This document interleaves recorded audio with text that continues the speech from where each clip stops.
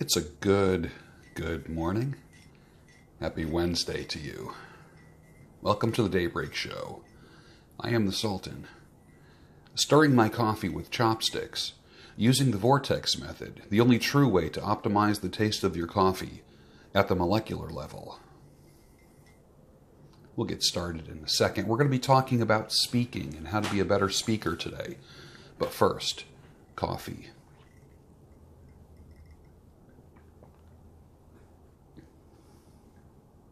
Wow, what a perfect blend this morning. Perfect heat, perfect blend. Put a little more cream in there this morning. It's really good. Really, really good.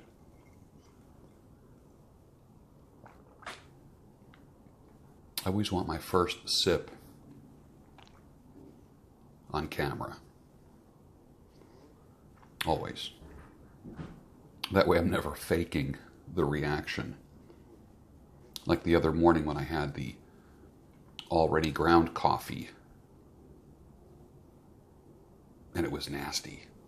And it was supposed to be high end. You know, the place where I got it from. And I'm thinking, gosh, I used to drink this kind of stuff every day. Tomorrow I think I'm going to make 8 o'clock coffee in the French press and see how that turns out.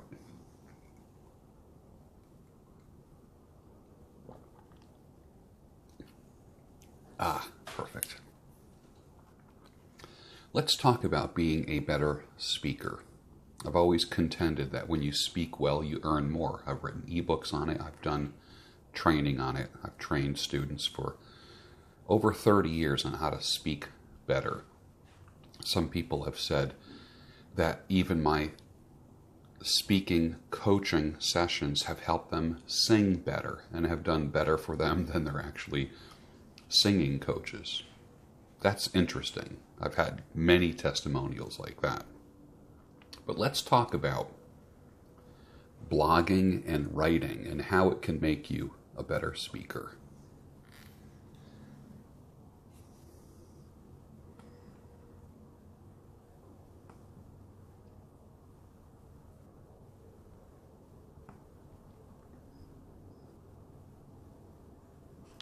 I often do speak about writing. Somebody asked me to blog about speaking, and I put together just a little guide for you, and I think it's an unbeatable combination in our present culture to be able to write well and speak well. And one of my favorite ways of writing is to write how you speak, and then they work off of each other. Success in the media is much easier when you do both well, when you speak well and write well. Many bloggers lack effective speaking skills and they're very uncomfortable in social situations. I've seen that so many times. This is going to help those of you that are bloggers and writers to kind of get out of your boxer shorts and use their talent in a different way. So this morning, I'm going to answer the question, why should you learn to speak well? I'm going to give you 10 compelling reasons why you need to speak well. Number 1, you're going to convey your message in a more passionate and enthusiastic manner. Passion equals convincing. When somebody's passionate about something, the receiving people believe it more. If you're just spouting off rules and lists and data, it's not convincing. Add a little bit of passion to it, pathos, and it makes it much more believable. You don't need to survey an audience to find out that they're always going to give better reviews to the more compelling, passionate speaker. I speak at conferences. I appeal to people's emotions, not just give data. Data is great for the data heads out there, but people are also emotional beings, so you have to reach them on a emotional level. You should always have the motto, thou shalt not bore. Never bore people, never put people to sleep. Passionate and enthusiastic speakers always get invited back. If you go to conferences, if you speak at associations, and you have the audience, have their attention, make them laugh, make them cry, make them move, make them whip out their checkbooks and credit cards, you will get invited back. So speaking well is actually a good thing for your business, and it's a passive income generator for those that want to learn how to speak well. Number 2, I'm not going to do all 10. It assures that you won't be misunderstood. When you speak well, people understand what you're talking about. There's no misunderstanding. You take full responsibility for your message. And the reality is that if you are misunderstood, guess whose fault it is? It's your own. Even in one-to-one communications, someone should never say to you, sorry, I didn't get your name. The burden is on you for people to know who you are when you take full responsibility for letting people know who you are. You're going to be more effective in your speaking, even if it's just one-to-one or in a small group. So I like to say this, and I'll repeat it. The burden is on you to have everyone know your name, who you are, what you do, how you do it, and why they need you. For those that are in business, speaking is important. Number 3, you will be chosen for more work, better work, and more often. You will be the company smart bomb. If you're working for a company and they need a presentation somewhere, they're going to be choosing you to go somewhere and do that and represent the company. If a valuable sales call has to be scheduled, guess who they're going to choose? You. You might even, if you're not in sales, you might actually get promoted to a sales position. Rewards always flock to the person who speaks better. It's a fact. Number 4, it makes you appear smarter when you speak better. People judge your capabilities by your speaking.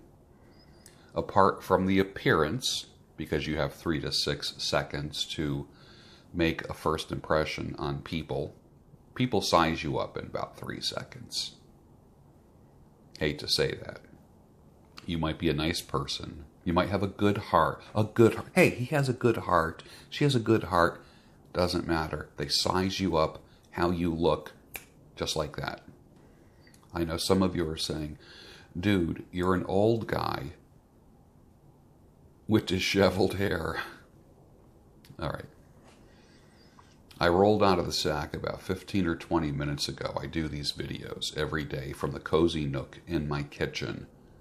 I didn't even look in a mirror yet. I woke up looking like this. Now, I do clean up pretty well, and I'm on television quite often. But from here, in my kitchen, drinking my first cup of coffee after just rolling out of the sack, when my mind is very clear and my thoughts are very lucid, this is the best time of day for me. Any appointments that I have, I always try to schedule them in the morning, not in the afternoon. Morning is my sweet spot, my prime time.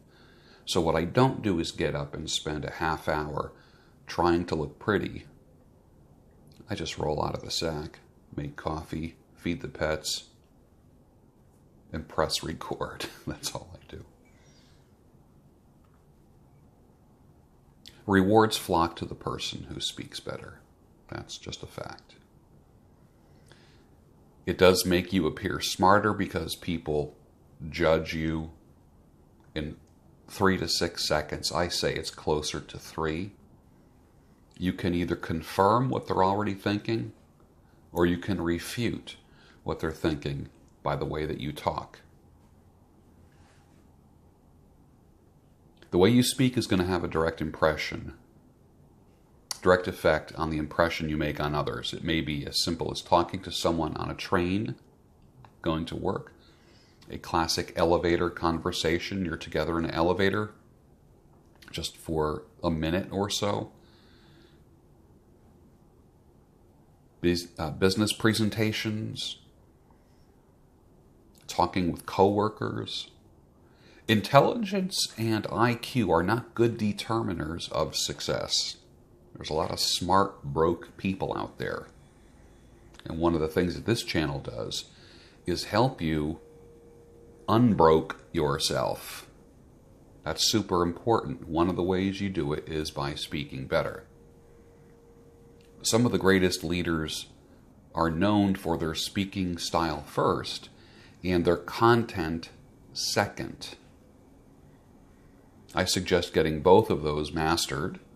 You've heard it said, it's not what you say, but how you say it.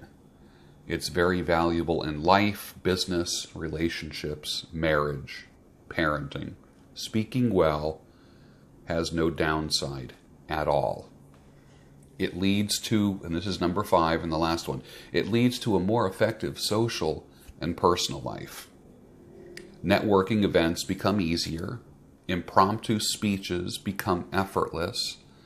You've been to events where someone off the cuff says, why don't you stand up or come up here and give us a few words about X, Y, Z?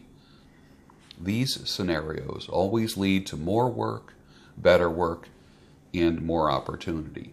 There's zero downside to learning how to speak better.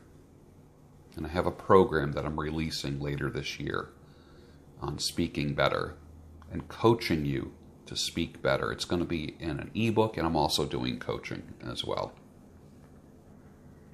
And we'll do part 2 of this tomorrow on Speak Well, Earn More. What's happening in the world today? Well, let's find out.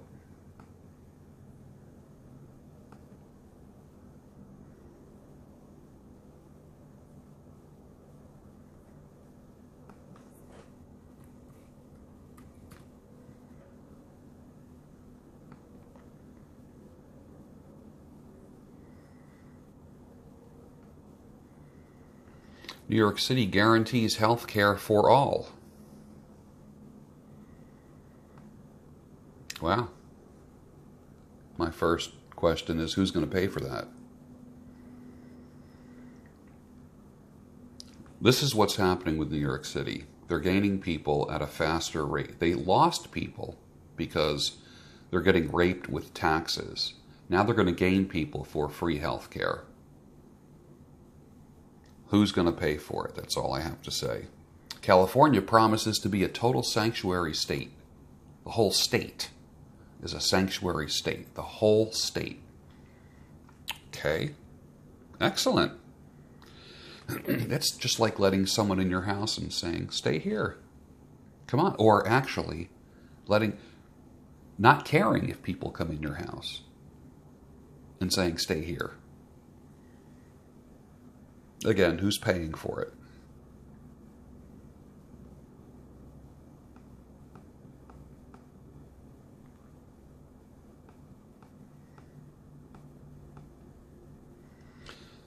Oh boy, here we go. This headline: sex dolls are better than women. This is from The Sun. Sex dolls are way better than real women. They don't care what I do to them. 3 men reveal why they really use Sexbots. You know what I have to say about that. I'm not a big fan of that.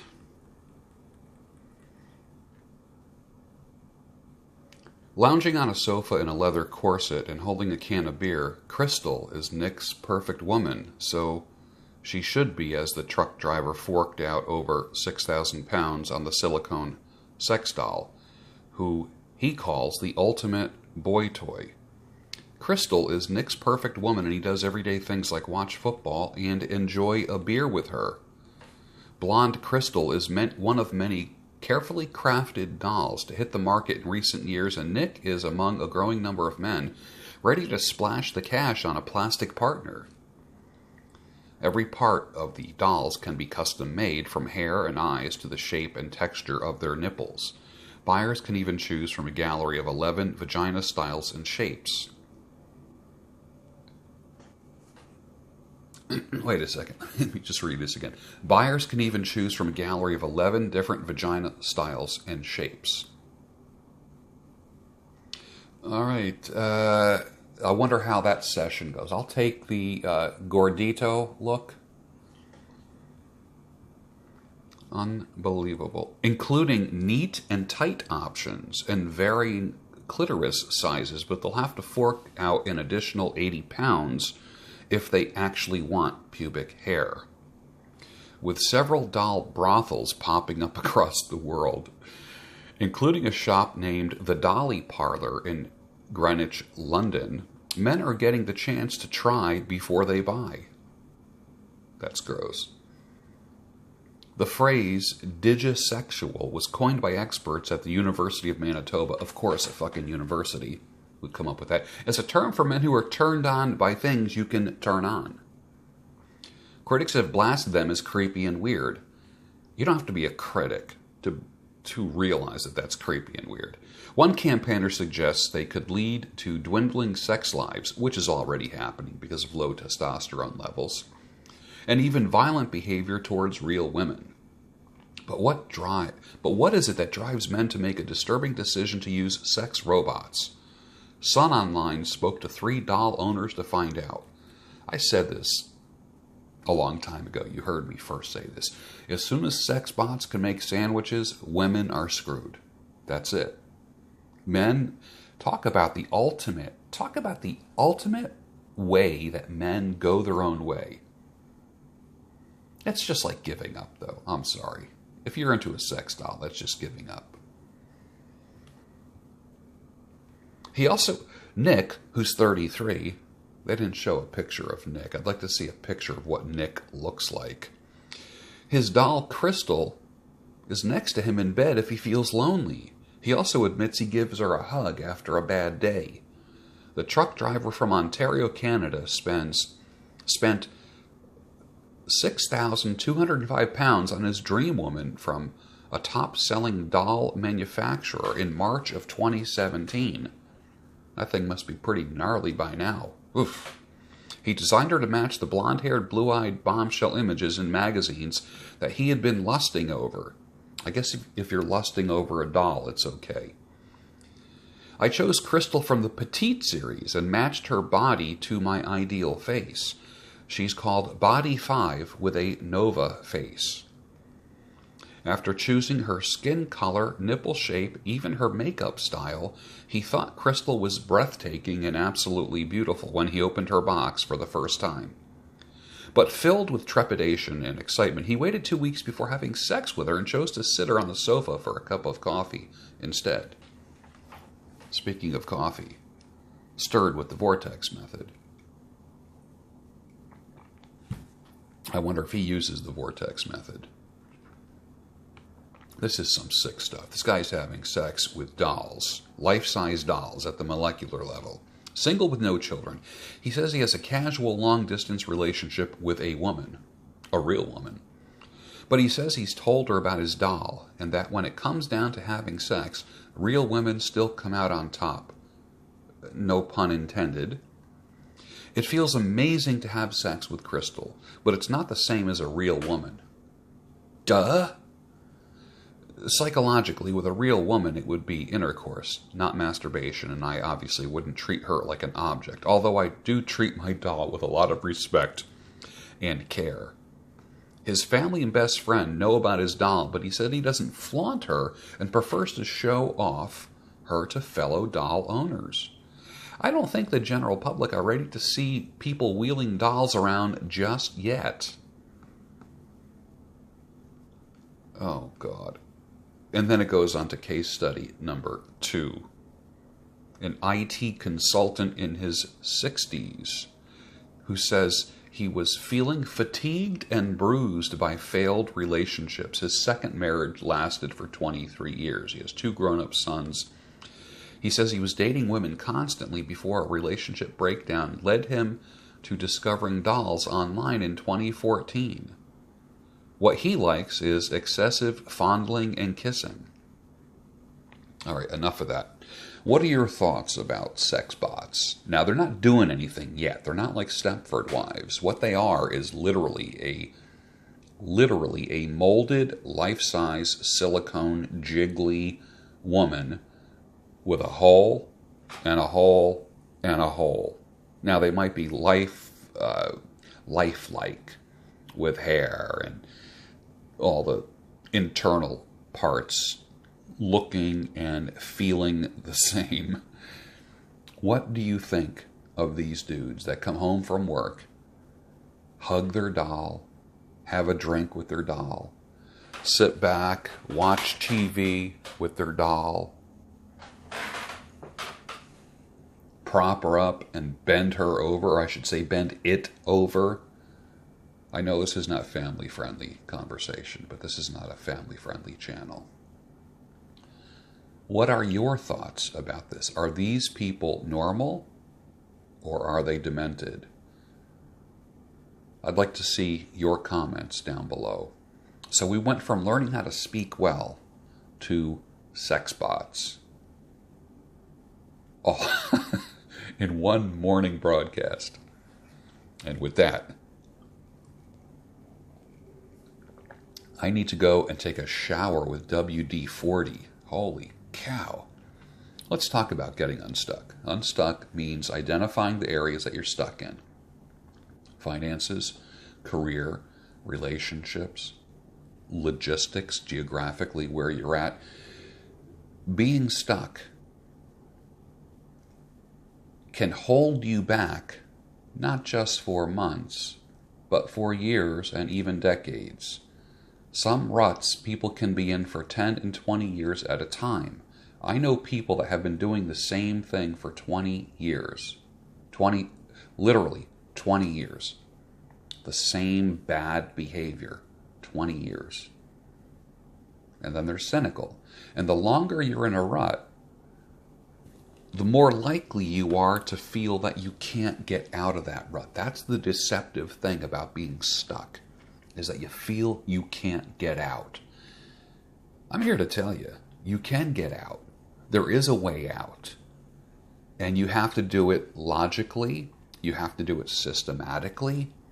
How bad do you want to move forward in your life? How bad do you want to get unstuck? I always tell people all the time, the first place to start is with your body, because that's where you start seeing results more than anywhere else. Quickly, too. Very quickly.